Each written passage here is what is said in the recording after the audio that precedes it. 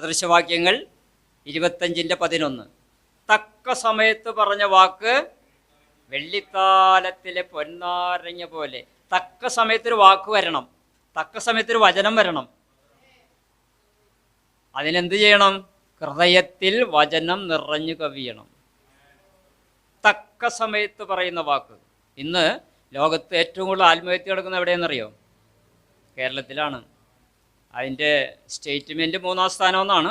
പക്ഷെ ശരിക്കും നടക്കുന്നത്, ഞാനൊരു കൗൺസിലറായതുകൊണ്ട് എനിക്ക് ഒത്തിരി ഫോൺ കോൾ കിട്ടുന്നുണ്ട്. രാത്രി മരിക്കണം, നാളെ മരിക്കണം, ആത്മഹത്യ ചെയ്യാൻ പോകുന്നു എന്നൊക്കെ പറഞ്ഞ് പലരും വിളിക്കാറ്. ഞാൻ പറയും 24 മണിക്കൂർ വെയിറ്റ് ചെയ്യാൻ പറയും. ഞാനൊന്ന് നാളെ വന്നോട്ടെ, ഇതുവരെയും വെയിറ്റ് ചെയ്യാൻ വേണ്ടേ? ഇപ്പം ലോകത്തെ ഏറ്റവും കൂടുതൽ ആത്മഹത്യ നടക്കുന്നത് കേരളത്തിൽ. ഏറ്റവും കൂടുതൽ ലൈംഗിക പീഡനം നടക്കുന്നത് കേരളത്തിൽ. ഏറ്റവും കൂടുതൽ ഡിവോഴ്സ്, വിവാഹമോചനം നടക്കുന്നത് കേരളത്തിൽ. അൺഒഫീഷ്യലാണ് കൂടുതലും. ഒഫീഷ്യലായിട്ടുള്ളത് അറിയും. അൺഒഫീഷ്യൽ എന്ന് പറഞ്ഞാൽ ഭാര്യയും ഭർത്താവും വീട്ടിലാണ് താമസിക്കുന്നത്, പക്ഷേ ബന്ധങ്ങളൊന്നും ഇല്ല, 2 മുറിയിലായിരിക്കും.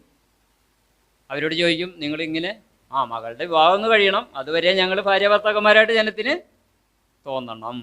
അപ്പോൾ അൺഒഫീഷ്യൽ ഡിവോഴ്സ്. ഏറ്റവും കൂടുതൽ വാട്ടീസ് മദ്യപാനം നടക്കുന്നത് കേരളത്തിൽ. ഇതുകൊണ്ട് കുടുംബങ്ങൾ നശിച്ച് തകരാറാവും. അവിടെയൊക്കെ വരുന്ന വാക്കുകളാണ് ഈ ആത്മഹത്യയിലേക്ക് പലരും തിരിക്കുന്നത്. എൻ്റെ ഭാര്യ അങ്ങനെ പറഞ്ഞല്ലേ, എൻ്റെ അപ്പൻ അങ്ങനെ പറഞ്ഞല്ലേ, എൻ്റെ മമ്മി അങ്ങനെ പറഞ്ഞല്ലേ. വാക്കുകൾ കൊണ്ട് വേദനിപ്പിക്കരുതാരും. കത്തി കൊണ്ട് കുത്തിയിറക്കുന്നതിലും ഭയാനകമാണ്. അതാണ് സലോമൻ പറയുന്നത്, തക്ക സമയത്ത് പറഞ്ഞ വാക്ക് വെള്ളിത്താലത്തിലെ പൊന്നാരങ്ങ പോലെ. നിങ്ങൾ വെള്ളിത്താലം കണ്ടിട്ടുണ്ടോ? കേട്ടിട്ടുണ്ടോ? എവിടെ കേട്ടേക്കണേ? യോഹന്നാൻ്റെ തല വെള്ളിത്താലത്തിൽ. യോഹന്നാൻ്റെ തല വെള്ളിത്താലത്തിൽ വയ്ക്കണമെന്ന് ദൈവത്തിൻ്റെ തീരുമാനമായിരുന്നു. അല്ലാതെ സാധാരണ അലൂമിനിയം പ്ലേറ്റിലല്ല വയ്ക്കേണ്ടത്. ആ പെണ്ണ് പറഞ്ഞ് അറിയാതെ പറഞ്ഞുപോയി, ദൈവം പറയിപ്പിച്ചു. തല വെട്ടി വെള്ളിത്താലത്തിൽ കൊണ്ടുവരുമെന്ന് പറഞ്ഞു. അത് ദൈവം പറയിപ്പിച്ചതാണ്. തല വെട്ടാനാണ് അവൾ പറഞ്ഞത്, പക്ഷെ വെള്ളിത്താലം എന്ന് പറഞ്ഞു. അല്ലെങ്കിൽ ആക്ഷേപമായിട്ട് ഏതെങ്കിലും പാത്രത്തിൽ. ഇവിടെ പിണറായി വിജയനും മോദിയൊക്കെ വരുമ്പോൾ ഇവിടെ കുടുംബശ്രീക്കാർ താലം കൊണ്ടുപോകുന്നത് എന്തില്ലാത്ത സാധാരണ ഡിസ്പോസിബിൾ പ്ലേറ്റിൽ ഇതിൽ നാരങ്ങ ഓറഞ്ചൊക്കെ വെച്ച് കൊണ്ടുപോകും. മഹാന്മാരെ രാജാക്കന്മാരെയൊക്കെ എതിരാക്കുമ്പോഴാണ് വെള്ളിത്താലം ഉപയോഗിക്കുന്നത്.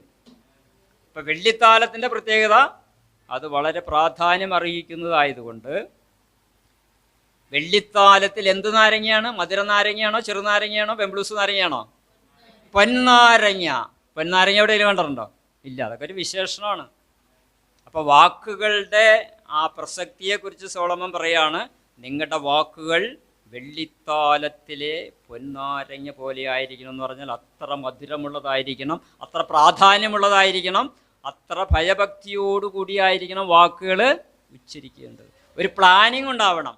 എന്താണ് പറയുന്നത്, ആരോടാണ് പറയുന്നത്, എന്താണ് പറയുന്നത്, എപ്പോഴാണ് പറയുന്നതെന്ന് മനസ്സിലൊരു പ്ലാനിങ് വേണം.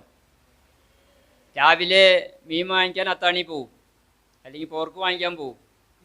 അവിടെ സംസാരിക്കുന്ന പോലെയാണോ ഇവിടെ സംസാരിക്കേണ്ടത്? ടീച്ചർമാരുടെ അടുത്ത് പോവും, പിള്ളേരുടെ ടീച്ചർമാരുടെ അടുത്ത് പോവും. അവിടെ സംസാരിക്കുന്നത് എങ്ങനെയായിരിക്കും? കളക്ടറുടെ അടുത്ത് പോകുമ്പോൾ സംസാരിക്കുന്നത് എങ്ങനെയായിരിക്കും? ഓരോരുത്തരോട് എങ്ങനെ സംസാരിക്കണമെന്ന് ഒരു പ്ലാനിങ് ഉണ്ടാവണം. തക്ക സമയത്ത് തക്ക പോലെ ദൈവത്തിൻ്റെ ഇഷ്ടം അനുസരിച്ച് ബഹുമാനത്തോടെ സ്നേഹത്തോടെ പറയണം. കൊലോസ്യർ 4:6 ഇല്ലേ? ഓരോരുത്തരോട് എങ്ങനെ ഉത്തരം പറയണമെന്ന് അറിയേണ്ടതിന് നിങ്ങളുടെ വാക്കുകൾ എങ്ങനെയായിരിക്കണം? ആദ്യം കൃപയോടുകൂടിയതായിരിക്കണം. പിന്നെന്ത് വേണം? ഉപ്പിനാരസം വരുന്നതായിരിക്കണം. ഉപ്പിൻ്റെ പ്രത്യേകത എന്താണ്? ഉപ്പില്ലെങ്കിൽ ഏറ്റവും വില കുറഞ്ഞ വളരെ എൻ്റെ ചെറുപ്പകാലത്തൊക്കെ ഉപ്പ് ഒരു ചാക്കിലാക്കി പുറത്ത് വയ്ക്കുള്ളൂ. ആരും അകത്തെടുത്ത് വയ്ക്കില്ല.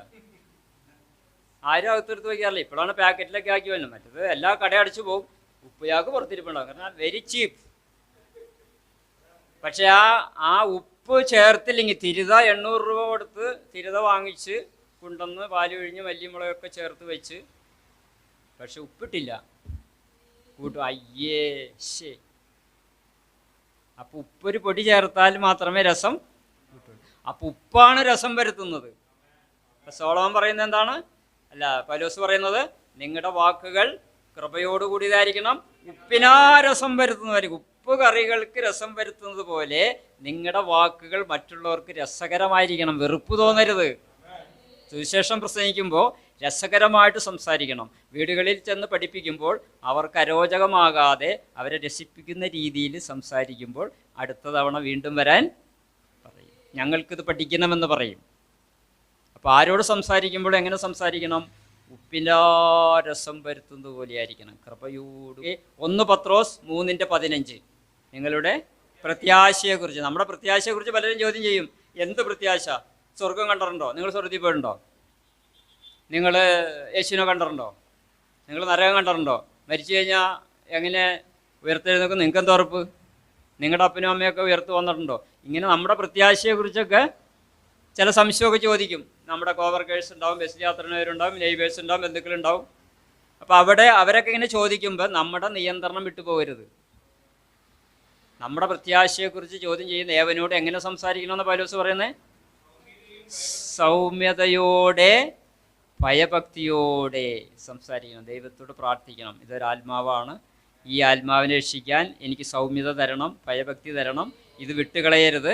സൗമ്യതയോടെ സ്നേഹത്തോടെ പറഞ്ഞ് ഇവൻ്റെ സംശയങ്ങൾ മാറ്റി, ഇവരുടെ സംശയങ്ങൾ മാറ്റി ദൈവവചനത്തിലേക്ക് ഉള്ള ആ സന്ദേശം, ദൈവവചനത്തിൻ്റെ സന്ദേശം അവർക്ക് കൊടുക്കാൻ എന്നെ സഹായിക്കണമെന്ന് പ്രാർത്ഥിച്ചിട്ട് വേണം സൗമ്യതയോടുകൂടി. അവരിങ്ങനെയൊക്കെ പറയുമ്പോൾ നമ്മൾ നിങ്ങൾക്ക് ഇഷ്ടമാണെങ്കിൽ വിശ്വസിച്ചാൽ മതി, ഞാൻ പറയാനുള്ളത് പറഞ്ഞു എന്ന് പറഞ്ഞാൽ പിന്നെ അവർ പഠിക്കൂല.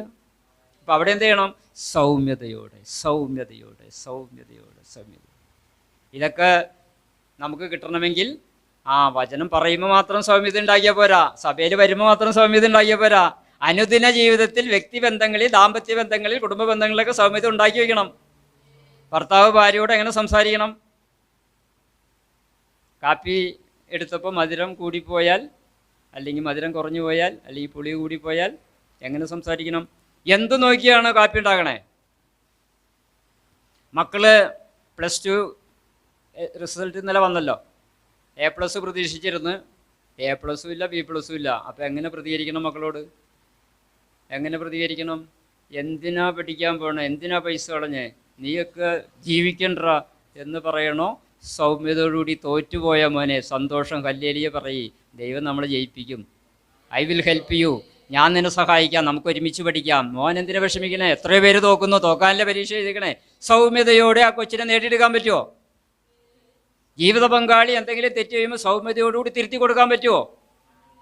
സഹോദരൻ എന്തെങ്കിലും പ്രശ്നം ഉണ്ടാക്കുമ്പോൾ സൗമ്യതയോടെ സ്നേഹത്തോടെ പെരുമാറാൻ പറ്റുമോ?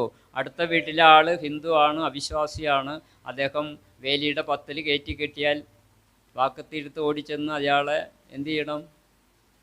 വാക്കത്തിയും കോലൊന്നും എടുക്കാതെ സൗമ്യതയോടുകൂടി അതിർത്തി തെറ്റിപ്പോയെന്ന് തോന്നണമല്ലോ, ഒന്ന് അളന്ന് ശരിയാക്കി കൂടെ എന്ന് സൗമ്യതയോടെ ചോദിക്കാൻ പറ്റുമോ? നിങ്ങൾക്ക് എങ്ങനെ ഈ സൗമ്യത കിട്ടി എന്ന് അദ്ദേഹം ചോദിക്കുമ്പോൾ ഞാൻ യേശുവിൻ്റെ ശിഷ്യനാണ്, സൗമ്യതയാണ് അദ്ദേഹം എന്നെ പഠിപ്പിച്ചിരിക്കുന്നത്.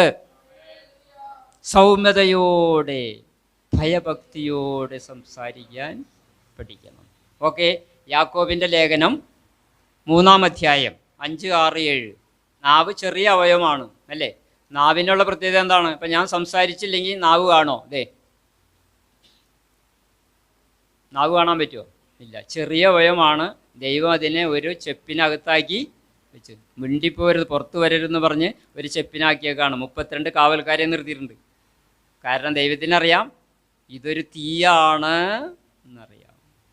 നാവും ഒരു ചെറിയ അവയവമാണെങ്കിലും അതൊരു തീയാണ്. ഒരു ചെറിയ തീപ്പൊരി കാട് കത്തിക്കുന്നത് പോലെ. ഞങ്ങൾ പണ്ട് കുട്ടികളെ കൊണ്ട് എക്സ്കർഷനൊക്കെ പോകുമ്പോഴേ, വയനാട്ടിലും അതേപോലെ പാലക്കാട് പ്രദേശങ്ങളിലൊക്കെ പോകുമ്പോൾ അവർ സിഗരറ്റ് വലിക്കാനായിട്ട് ഒളിച്ചു പോയി കാടിൻ്റെ ഉള്ളിലേക്ക് കയറി സിഗരറ്റ് വലിക്കും. അപ്പോൾ ബസ് പോരാറാകുമ്പോൾ വിസിലടിക്കുമ്പോൾ അതൊക്കെ അവിടെ ഇട്ടിട്ട് വരും. കുറച്ച് കഴിയുമ്പോൾ ഈ കരിയിലയിൽ ഈ സിഗരറ്റ് കുറ്റി കത്തി വൻ തീ വരുന്നത് പോലെ, ഒരു ചെറിയ തീപ്പൊരി കാട് കത്തിക്കുന്നത് പോലെ നിങ്ങളുടെ ഒരു വാക്ക് ആത്മഹത്യയിലേക്ക് മറ്റുള്ളവരെ തിരിക്കരുത്. നിങ്ങളുടെ ഒരു വാക്ക് നിരാശയിലേക്ക് മറ്റുള്ളവരെ തിരിക്കരുത്. നിങ്ങളുടെ ഒരു വാക്ക് വേദനയിലേക്ക് മറ്റുള്ളവരെ തിരിക്കരുത്. നിങ്ങളുടെ ഒരു വാക്ക് കൊണ്ട് ഇവിടെ വിശ്വാസി ഇറങ്ങിപ്പോവാൻ ഇടവരരുത്. വാക്കുകൾ മറ്റുള്ളവരെ വേദനിപ്പിക്കരുത്. ഒരു കിളിയെ തുറന്നു വിട്ടാൽ വേണമെങ്കിൽ ആരെങ്കിലേക്ക് പൈസ കൊടുത്ത് ഏർപ്പാട് ചെയ്ത് എന്നെങ്കിലും അതിനെ പിടിച്ചെടുക്കാം. പക്ഷെ നിങ്ങളുടെ വായിൽ നിന്നൊരു വാക്ക് പുറപ്പെട്ടാൽ അത് മറ്റുള്ളവരെ വേദനിപ്പിച്ചാൽ അത് ഹൃദയം തുറന്ന് പുറത്തു വരുന്നു, വേദനിക്കുന്നു. ഒരിക്കലും ആ വേദന പോവില്ല കേട്ടോ. മാതാപിതാക്കളെ വേദനിപ്പിച്ചിട്ടുണ്ടെങ്കിൽ, അധ്യാപകരെ വേദനിപ്പിച്ചിട്ടുണ്ടെങ്കിൽ, ജീവിത പങ്കാളിയെ വേദനിപ്പിച്ചിട്ടുണ്ടെങ്കിൽ, ആരെയെങ്കിലും വേദനിപ്പിച്ചിട്ടുണ്ടെങ്കിൽ, ഇന്ന് രാത്രി 12 മണിക്ക് മുമ്പ് ദൈവത്തോട് മുട്ടിപ്പായിട്ട് കരഞ്ഞ് മാപ്പ് ചോദിക്കുക. ആ മനുഷ്യൻ ജീവിച്ചിരിപ്പുണ്ടെങ്കിൽ നേരിട്ട് ചെന്ന് ക്ഷമ ചോദിക്കുക. ഞാൻ വേദനിപ്പിച്ചു പോയി, വാക്കുകൊണ്ട് ക്ഷമിക്കണം. നീയൊന്നും ജീവിക്കണ്ട, നീയൊന്നും നന്നാവൂലടാ, നീയൊക്കെ അങ്ങനെയാണ് ഇങ്ങനെയാണെന്നൊക്കെ മക്കളോടോ ജീവിത പങ്കാളിയോടോ ബന്ധുക്കളോടോ നെയ്ബേഴ്സിനോടോ പറയരുത്. ദൈവം നാവ് തന്നിരിക്കുന്നത് അനുഗ്രഹിക്കാനാണ്, സ്നേഹിക്കാനാണ്. നല്ല വാക്കുകൾ കൊണ്ട് അവരെ ദൈവത്തിലേക്ക് തിരിക്കാനാണ് ദൈവം നമുക്ക് നാവ് തന്നിരിക്കുന്നത്. യാക്കോബിൻ്റെ തന്നെ 5-ാം അധ്യായം 12-ാം വചനം, നിങ്ങൾക്കൊരിക്കലും സ്വർഗത്തെക്കുറിച്ച് ആണയിടാനുള്ള അധികാരം ദൈവം തന്നിട്ടില്ല. ദൈവത്താണ്, ഈ വചനത്താണ്. ആരാ പറഞ്ഞാൽ നിങ്ങൾക്ക് അധികാരം തന്നേ? ആരെങ്കിലും പൈസ ചോദിച്ചു വന്നാൽ പൈസ ഉണ്ടോ എന്ന് ചോദിച്ചാൽ ഉണ്ടെന്ന് പറയണം, അല്ലെങ്കിൽ ഇല്ല എന്ന് പറയണം. നിങ്ങളുടെ വാക്കുകൾ എങ്ങനെയായിരിക്കണം എന്ന് പറഞ്ഞിരിക്കുന്നത് യാക്കോബ്? ഉവ്വ് അല്ലെങ്കിൽ ഇല്ല, യെസ് ഓർ നോ. അതേ ദൈവത്തിന് അറിയേണ്ടേ ഉള്ളൂ. ആരെങ്കിലും നമ്മുടെ വീട്ടിൽ പൈസ ചോദിച്ചു വന്നു, 5000 രൂപ വേണം എന്ന് പറഞ്ഞാൽ നമ്മൾ എന്ത് പറയണം? പൈസ ഇരിപ്പുണ്ട്, തരാൻ പറ്റില്ല എന്ന് പറഞ്ഞേക്ക്. നമ്മൾ നമ്മുടെ പൈസയൊക്കെ മറ്റുള്ളവർക്ക് കൊടുക്കണോ?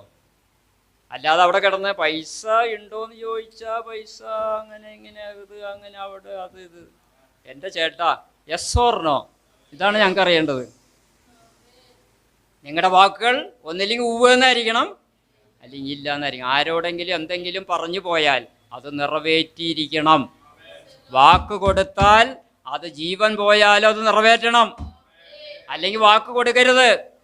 Yes or no, yes or no. നിങ്ങളുടെ വാക്കുകൾ ഉവ്വ് എന്നായിരിക്കണം, അല്ലെങ്കിൽ ഇല്ല എന്നായിരിക്കണം. സ്വർഗത്തെക്കുറിച്ചോ ഭൂമിയെക്കുറിച്ചോ നിങ്ങൾ ഒരിക്കലും ആണ്, ദൈവത്താണ്, വചനത്താണ്, അല്ലെങ്കിൽ അതാണ് ഇതാണ്, ഒരിക്കലും അങ്ങനെ ആണിടരുത്. സത്യം സത്യമായിട്ടുള്ള കാര്യങ്ങൾ പറയുക. ഓക്കെ. യെശയ്യാവിൻ്റെ പുസ്തകം 50:4. തളർന്നിരിക്കുന്നവരെല്ലാവരും വായിച്ചോ? കിട്ടിയോ? വളരെ പ്രധാനപ്പെട്ടൊരു വചനമാണ്.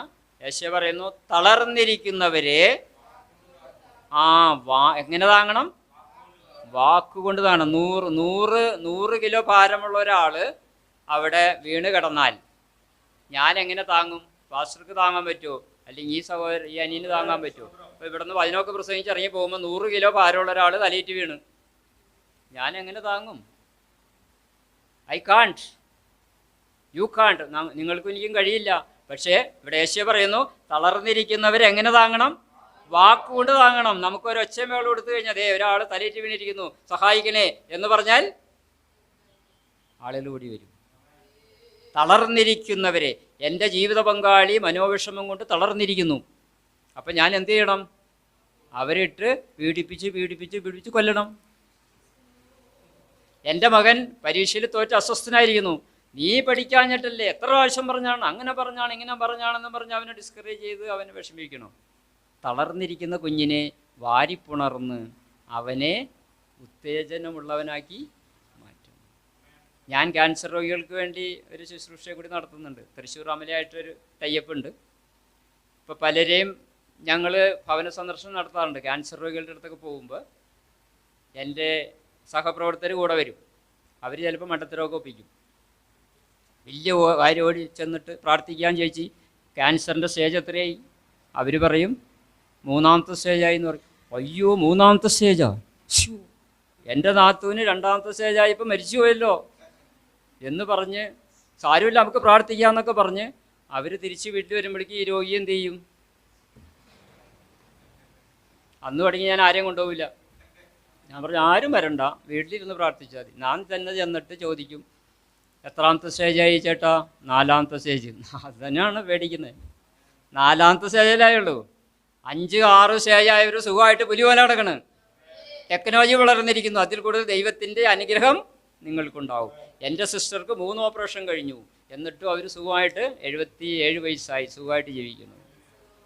നിങ്ങൾക്ക് ഒന്നുകൊണ്ട് പേടിക്കാനില്ല, സന്തോഷത്തോടെ നമുക്ക് പ്രാർത്ഥിക്കാം. നിങ്ങൾ എഴുന്നേക്ക്, എൻ്റെ കൂടെ നിങ്ങൾ പ്രാർത്ഥിക്കുക എന്ന് പറയുമ്പോൾ തളർന്നിരിക്കുന്നവരെ എങ്ങനെ താങ്ങുന്നു? എൻ്റെ കൊടുക്കാൻ പൈസയൊന്നുമില്ല, മരുന്നില്ല. തളർന്നിരിക്കുന്നവരെ വാക്കുകൊണ്ട് താങ്ങേണ്ടതിന് യഹോവയായ ദൈവം എനിക്ക് വിജ്ഞാനികളുടെ നാവ് തന്നിരിക്കുന്നു. ഒരു വെർഷനിൽ അങ്ങനെയാണ്, നമ്മുടെ കയ്യിൽ ജ്ഞാനികളുടെ എന്നാണ്. വിജ്ഞാനികളുടെ, ശിഷ്യന്മാരുടെ നാവ് വിജ്ഞാനികളുടെ നാവ് തന്നിരിക്കുന്നു. തളർന്നിരിക്കുന്ന ആരെയും, പീഡിതരെ, രോഗികളെ, മാനസിക ബുദ്ധിമുട്ടുള്ളവരെ, സാമ്പത്തിക ബുദ്ധിമുട്ടുള്ള എല്ലാവരെയും വാക്കുകൊണ്ട് താങ്ങുവാനാണ് ദൈവം നമ്മളോട് പറഞ്ഞിരിക്കുന്നത്. അതുകൊണ്ട് ദൈവം തന്നിരിക്കുന്ന നാവ് തക്ക സമയത്ത് വെള്ളിത്താലത്തിലെ പൊന്നാരങ്ങ പോലെ ഉപയോഗിച്ച് പീഡിതരെയും ദുഃഖിതരെയും അവിശ്വാസികളെയും എല്ലാ വെറിക്കൂത്തുള്ളവരെയും വിശുദ്ധിയിലേക്കും നന്മയിലേക്കും തിരിക്കുവാൻ വേണ്ടി ദൈവം തന്നിരിക്കുന്ന നാവ് ഉപയോഗിക്കണം. ഇന്നു മുതൽ നമ്മുടെ വാക്കുകൾ എങ്ങനെയായിരിക്കണം?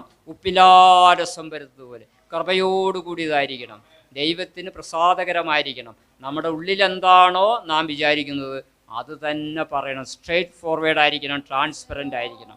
ഉള്ളിൽ ചതിയും വഞ്ചനയും വെച്ചിട്ട് മനുഷ്യരെ സൂചിപ്പിക്കാൻ വേണ്ടി വാക്കുകൾ നന്നായിട്ട് ഉപയോഗിക്കരുത്. നല്ല വാക്കുകൾ ഹൃദയത്തിൽ വചനാധിഷ്ഠിതമായിട്ട് സംഗ്രഹിച്ചതിന് ശേഷം ആ ദൈവത്തിൻ്റെ സ്നേഹം മറ്റുള്ളവർക്ക് പകർന്നു കൊടുത്ത് എല്ലാവരെയും ദൈവത്തിൻ്റെ അടുക്കിലേക്ക് അടുപ്പിക്കുന്നവരായിട്ട്